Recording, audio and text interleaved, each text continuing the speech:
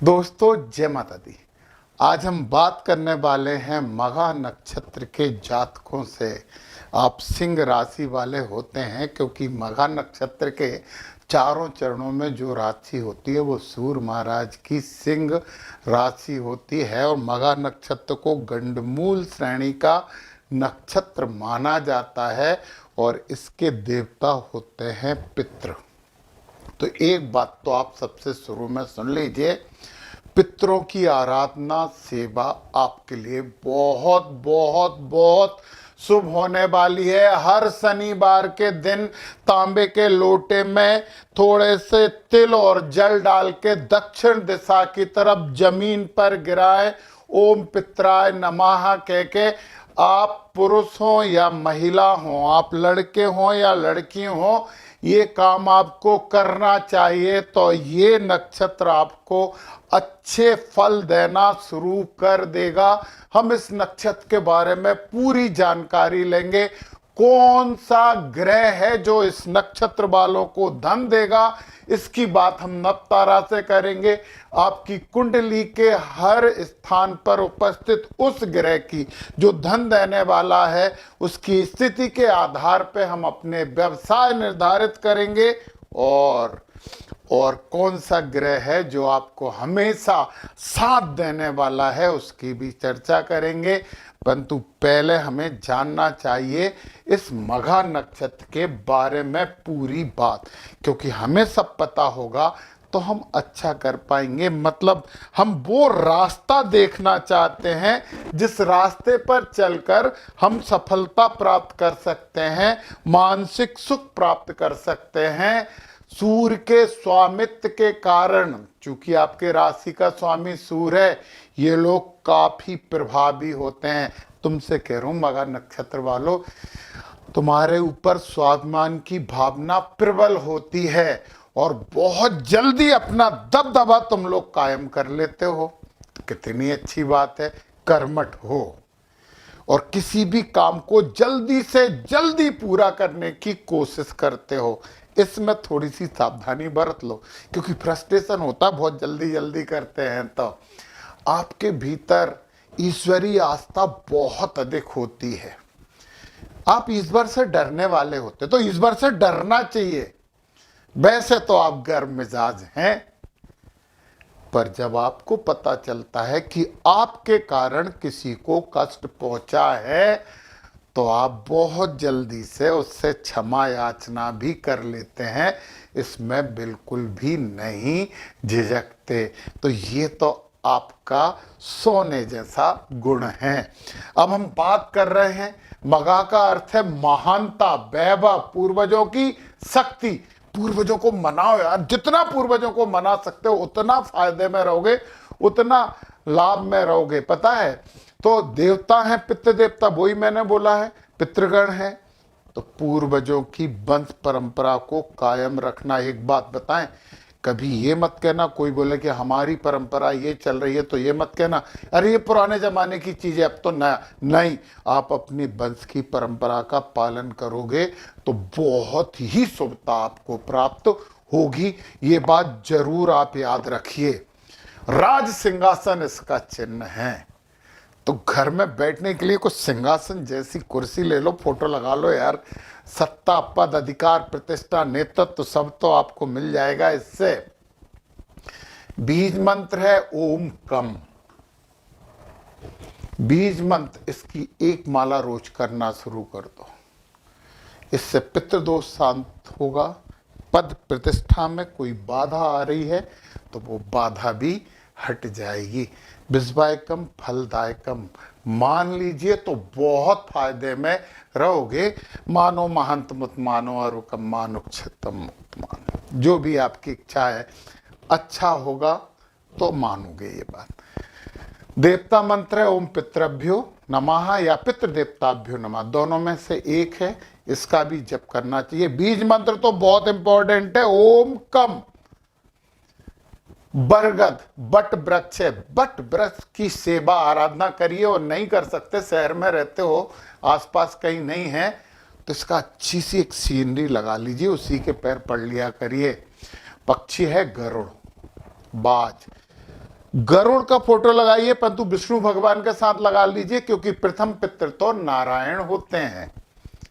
तो गरुड़ का फोटो लगाइए, विष्णु भगवान के साथ लगाइए। ऊंचाई, राज सत्ता, दक्षिण की दृष्टि की तीक्ष्णता,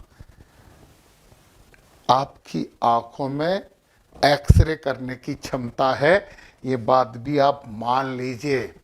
अब हम चरणों की बात कर रहे हैं। देखिए, इसके देवता तो पितृ हैं, राशि स्वामी, अच्छा, और इसके ग्रह केतु, तो केतु हो गए। केतु क्या देता? अध्यात्म और ज्ञान। सूर्य आपके राशि स्वामी हो गए। ये दो तो आपके इस नक्षत्र में हैं। प्रथम चरण में स्वामी मंगल हो गए, बहुत ऊर्जावान, बस अपने क्रोध को थोड़ा शांत रखना, बहुत अच्छा करोगे। द्वितीय चरण के स्वामी शुक्र हो गए। शुक्र और केतु के अच्छे संबंध है। आप लग्जरी से रिलेटेड, फिल्म इंडस्ट्री से रिलेटेड, आप कोई भी मनोरंजन से रिलेटेड काम करोगे तो बहुत सफल हो जाओगे। बुध हो गए तो फिर कहने ही क्या, यहाँ के लोग बहुत अच्छा काम करते हैं।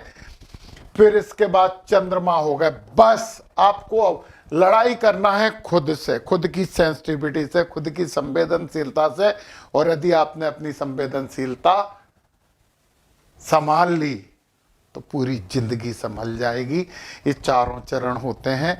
और अब हम बात करते हैं सबसे शुरू में नवतारा चक्र की। अब देखिए जरा, नवतारा चक्र में ये संपत्ति है, संपत्ति देने वाले ग्रह हैं ये शुक्र के, मतलब आपकी कुंडली में शुक्र कहां बैठा ये आपको देखना चाहिए, और शुक्र ही आपको धन देने वाला ग्रह है।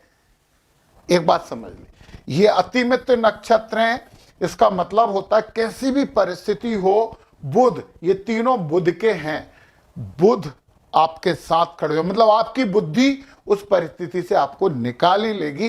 गणपति जी की आराधना करते रहो, बहुत अच्छा होगा।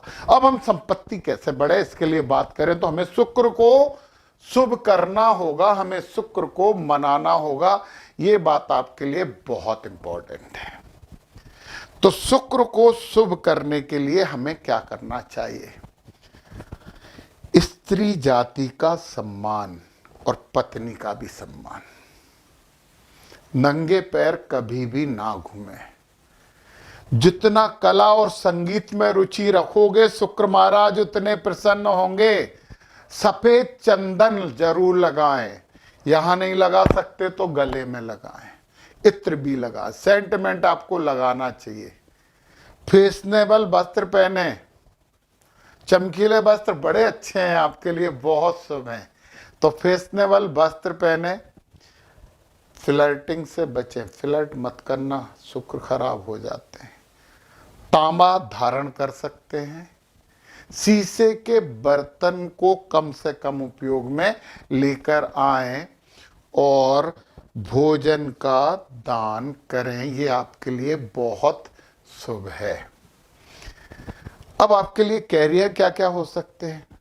मतलब बहुत अच्छा कैरियर, इंटीरियर डेकोरेशन और विदेश से संबंधित कोई भी कार्य, फिल्म, संगीत, fashion designing, hotel, restaurant, entertainment industry, मनोरंजन उद्योग, ज्वेलरी की दुकान, परफ्यूम का व्यापार, महिला फैशन से संबंधित वस्त्रों का कार्य बड़ा ही शुभ है आपके लिए। चलिए अभी हम देखते हैं कि शुक्र यहाँ पे हो गए। अब एक बात जरूर ध्यान से सुनना, शुक्र जहां बैठते हैं वहां से 7वें घर को तो चमका देते हैं। अच्छा, एक उन्होंने बोला था कि शुक्र अस्त हो गए हो तो क्या करेंगे? देखिए, अस्त हो गए मतलब सूर्य के पास हो, तो हम सूर्य को भी मना लें और शुक्र को भी मनाएं। शुक्र को मनाने के लिए मैंने इतनी सारी चीजें दी हैं, तो कोई दिक्कत नहीं है, कोई दिक्कत नहीं है। अस्त होने पे प्राकृतिक चीजें सूर्य के पास आते हैं, उनका प्रभाव कम होता है, सूर्य में मिल जाते हैं। तो सूर्य की आराधना करें, आदित्य हृदय स्तोत्र का पाठ करें। पहले घर में होगा तो ये 7वां घर चमकेगा। व्यवसाय के लिए बने हो आप, पार्टनर से बहुत अच्छे संबंध आपको रखने चाहिए। और लग्न में शुक्र है तो फैशन से रिलेटेड आप मॉडलिंग करिए ना, आप अपने व्यक्तित्व के प्रभाव से आप फायदा लीजिए। सेकंड में यदि हो गए तो फिर आपको गाना चाहिए यार, संगीत मंगीत आपके लिए बहुत अच्छी चीज़ है। परिवार के लोगों से जुड़ो और टीम बनाओ और काम करो तो बहुत अच्छा होगा। तीसरे में हो गए तो फिर आपको एक्टिंग मैक्टिंग कर लेनी चाहिए। आपको तो अभिनय के लिए आप जन्मे हैं। यदि चौथे में हो गए तो माता का सुख प्राप्त होगा, सुख तो प्राप्त होगा, बहुत अच्छे यहाँ पे सुख होते हैं। वो पता है, यहाँ पे एक अजीब सी बात बोल रहा हूँ, रियल एस्टेट का भी काम कर सकते हो, परंतु मकान बनाओ तो लग्जरी बनाना, तो बहुत चलेंगे, सामान्य नहीं चलेंगे। वाहन भी लग्जरी वाहन का यदि काम करोगे तो आप अच्छा होगा और बहुत फायदा आपको होगा। यहाँ पे शुक्र हो गए तो फिर ध्यान रखिए, प्रेम प्यार में ज़्यादा मत पड़ना। मन तो होगा बार बार, परंतु कोशिश करना शिक्षा में ध्यान लगाओ और इस चीज़ से कम पढ़ो, परंतु पढ़ोगे ये तो पक्का है। यहाँ पे हो गए तो एक बात बताएं, फ्लर्टिंग से बचना पड़ेगा, तो अच्छी नौकरी भी कर सकते हो, विदेशों से रिलेटेड एक्सपोर्ट इंपोर्ट का व्यापार भी कर सकते हो, परंतु बचना होगा जो बोला है उससे। यहाँ पे हो गए तो ठीक है। यहाँ पे शुक्र जब होते हैं तो जो हमारा पार्टनर होता है वो भी थोड़ा सा ज़्यादा भौतिकता पसंद करता है और उसका हमारे ऊपर प्रभाव भी रहता है, व्यक्तित्व भी हमारा चमकता है, तो अच्छी बात है। यहाँ पे हो गए तो गूढ़ विद्याओं रिसर्च वगैरह का काम आप कर सकते हो ये। और यहाँ पे शुक्र थोड़े अच्छे नहीं होते हैं तो मना लेना यार, मानने से तो सब मानते हैं यार, तो मना लेना, उसमें क्या बिगड़ा है। यहाँ पे शुक्र हो गए, भाग्य में सुख हो गए तो फिर भी यार, भाग्य में शुक्र होने का मतलब है लव मैरिज होना होता है, परंतु फैक्ट है कि महिलाओं के सौंदर्य प्रसाधन से संबंधित कार्य करोगे तो बहुत शुभता रहेगी। कर्म में सुख बहुत अच्छे होते हैं।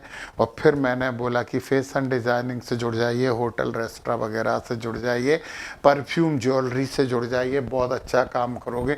समाज में आपका मान सम्मान अच्छा होगा, कोई ना कोई कला से आप फायदा उठाने वाले होंगे।